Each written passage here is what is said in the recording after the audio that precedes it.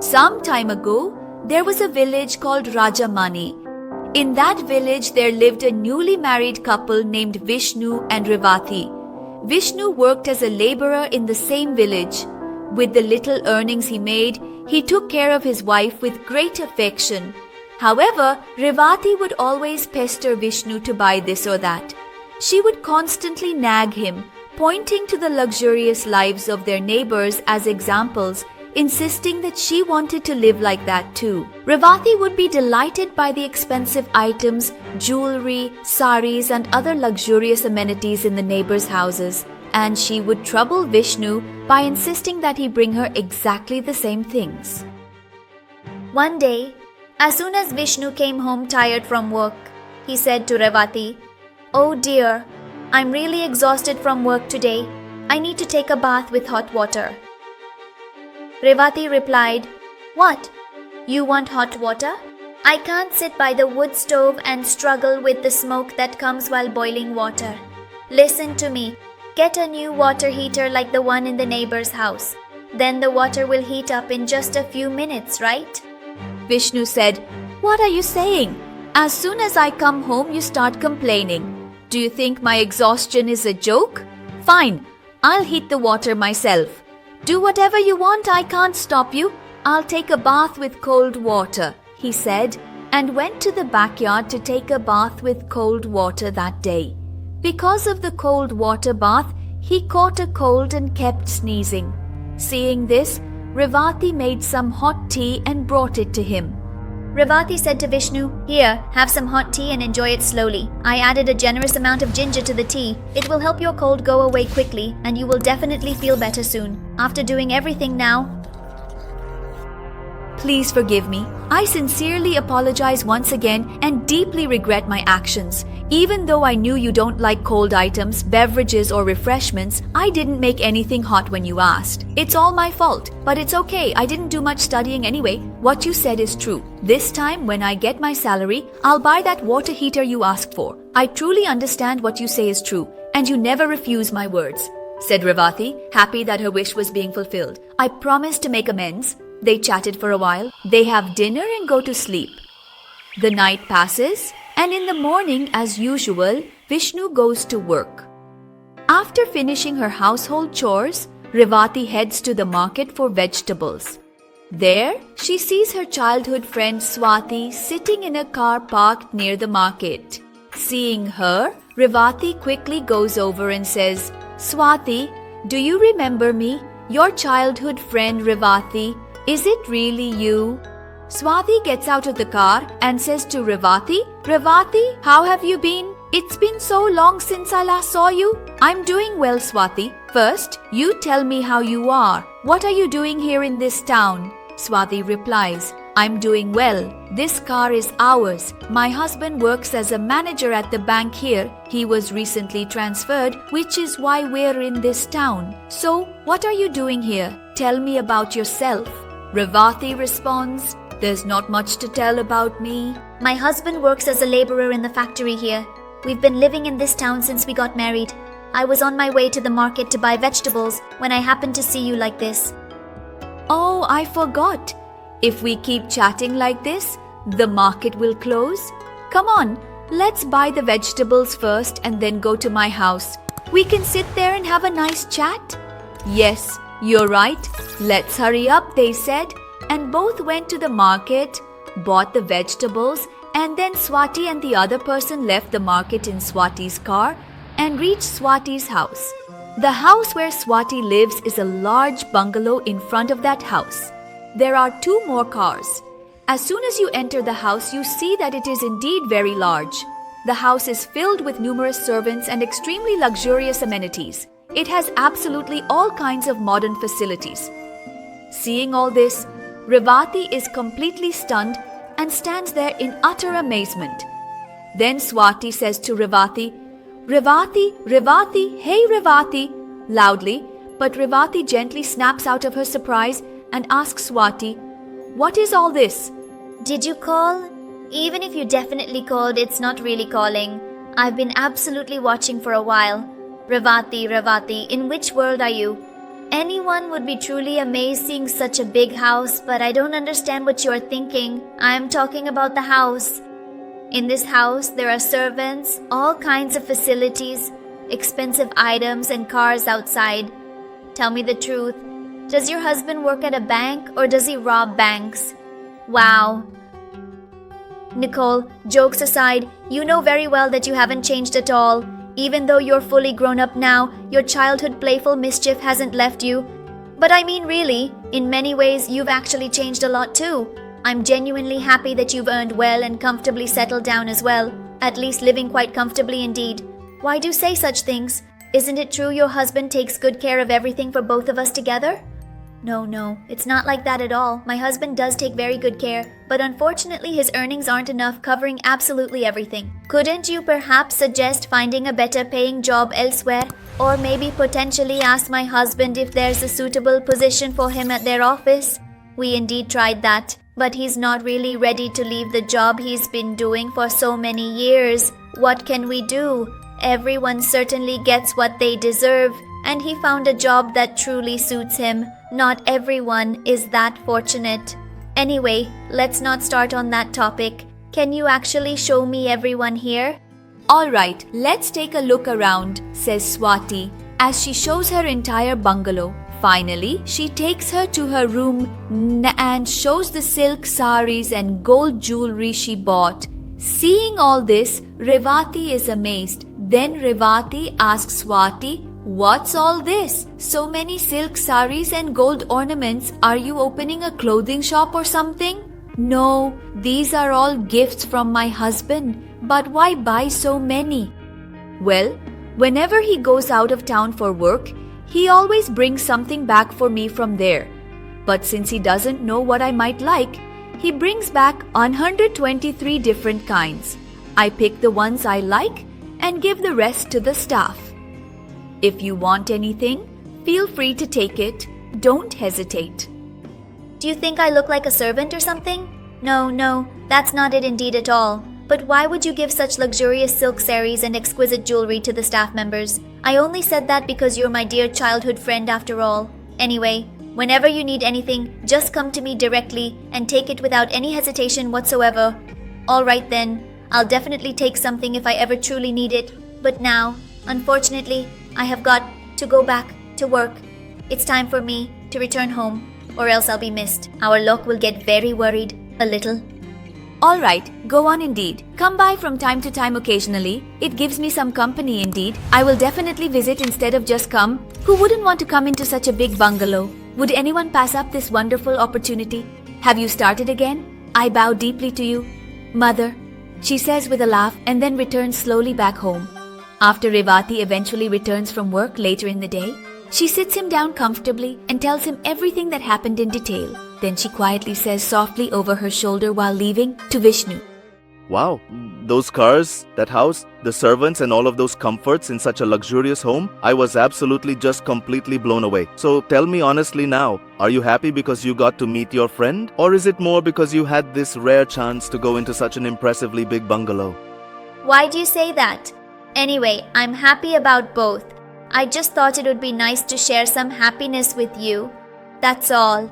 I know your happiness in this, but I'm really hungry. First, see what's up with that while I take a bath. By the way, I've already kept hot water near the bath area in the backyard for you. You can take a bath and come, and I'll prepare the meal. Saying this, Revati goes into the kitchen. Vishnu goes to the backyard to take a bath. That night, both have dinner and go to sleep. The next day, as soon as Vishnu leaves for work, Revati, eager to somehow visit the bungalow again, quickly finishes all the household chores and goes to meet her friend Swati. Swati also enjoys Revati's visits as a good pastime. They spend the whole day chatting there, and as evening approaches, Revati returns home. In this way, under the pretext of meeting Swati, Revati goes to the bungalow every day and enjoys all the amenities there. After some time has passed, one day Revati's parents come to their house and inform them that her sister's marriage has been arranged, and they invite Vishnu and Revati to the wedding. At that moment, Revati gets an idea. She remembers that Swati had told her to come and take the silk saris and jewelry whenever she needed them. Then Revati, Immediately, she goes to Swati's house and says to her, Swati, you told me that I could use the silk saris and jewelry whenever I needed them, right? My sister's wedding is coming up, so could you lend me one silk sari and some jewelry from what you have? I will return them as soon as I come back from the wedding. as soon as Revati asks, Swati says to her like this, Oh, Revati, why are you so hesitant to ask me for anything? It's okay, no problem, but I have some work at home. In the evening, my husband's friends are coming over for dinner. I need to get the cooking done before they arrive. Oh, is that so? Please forgive me for any inconvenience caused. I'm really sorry for bothering you while you're busy. It's absolutely perfectly okay. No problem at all. I'll definitely come again. Why are you indeed saying that? What's wrong if I'm busy? You can go into my room and take whatever you like. Oh no, I don't feel comfortable going into your room without you being there. It's okay, I'm telling you. Go ahead and take the saris or jewelry you like. Just one more thing. Only take from the left side of the wardrobe, please. Don't touch the right side of the wardrobe. Leave it alone, Swati says, handing the wardrobe keys to Revati and sending her to her room. Taking the keys, Revati happily goes into Swati's room and, as instructed, opens the left side of the wardrobe. Inside, there are numerous silk saris and dazzling jewelry. Seeing them, Revati thinks to herself, Wow, so many silk saris. Just looking at them makes my head spin. If I could figure out how to choose one, I'd really like to take all of them at once. But that's not possible, right? Whenever I ask Swati where these silk saris are going, she always tells me to take them freely. So, for now, I think I'll just take one, she thinks to herself, looking at all the silk saris in the wardrobe. None of them particularly appeal to her at all indeed.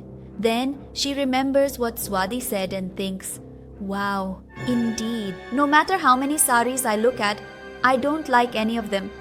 It's not that they're not good, but my skin tone is different from Swati's, right? She picked all the ones she liked. So what should I do now? Yes, what exactly is in this other wardrobe? Why did she say not to touch them? Let's see what's inside, she thinks, and opens the wardrobe next to her.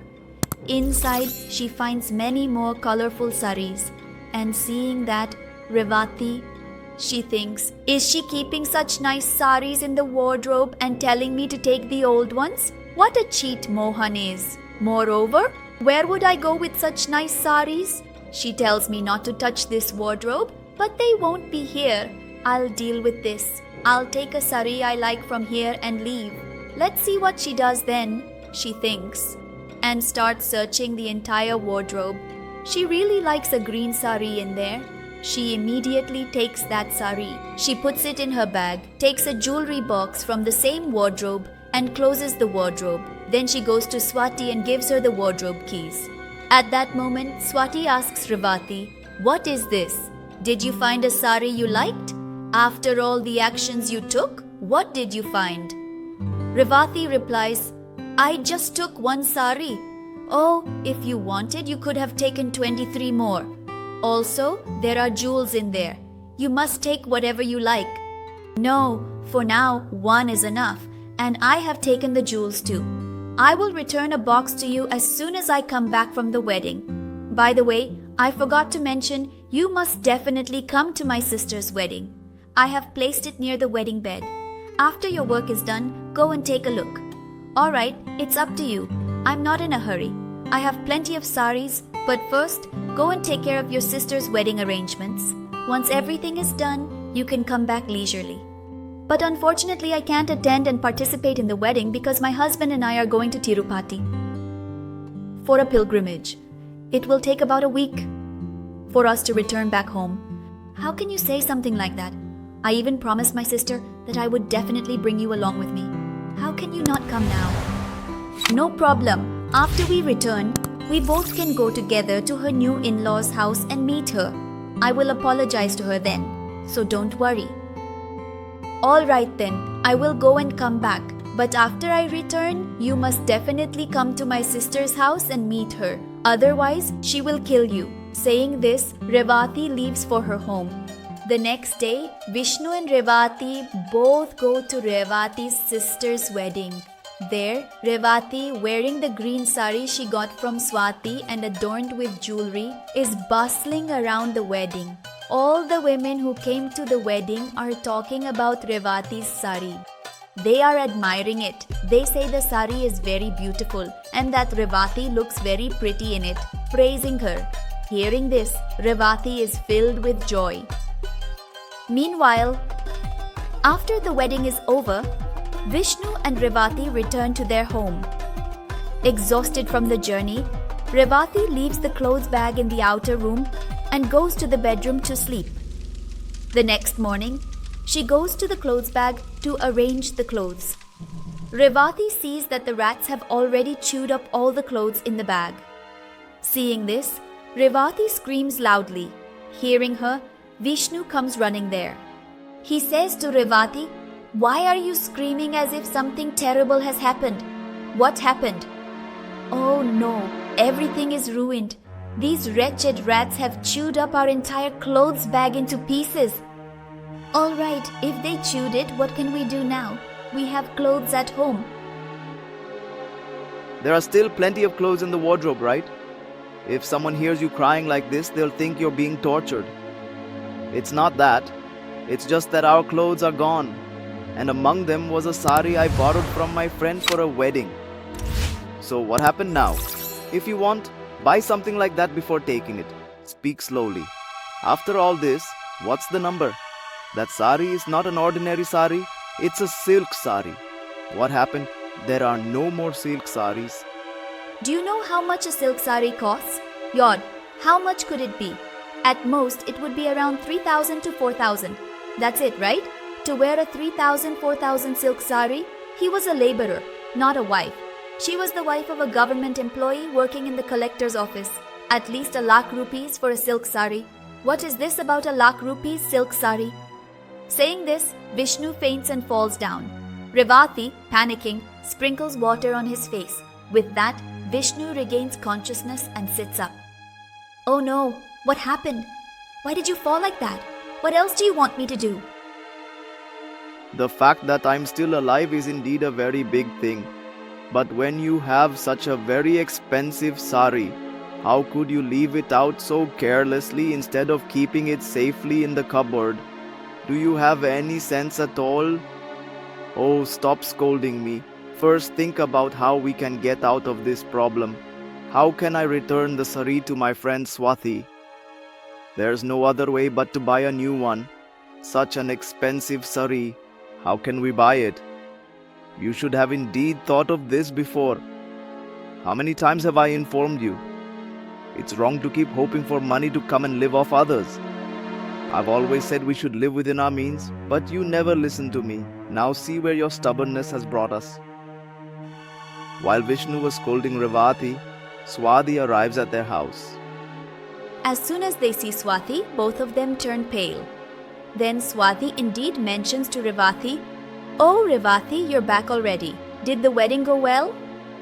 "Yes, the wedding went well. But how did you know we actually returned home?" "Oh, nothing much.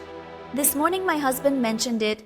That's why, while dropping him off near his office in my car, I noticed your door was open. I told you we were going to Tirupati, right? That's it. I came to give you some prasadam." "Oh, indeed. I actually thought you came to take the silk sari." "What silk sari are you talking about?"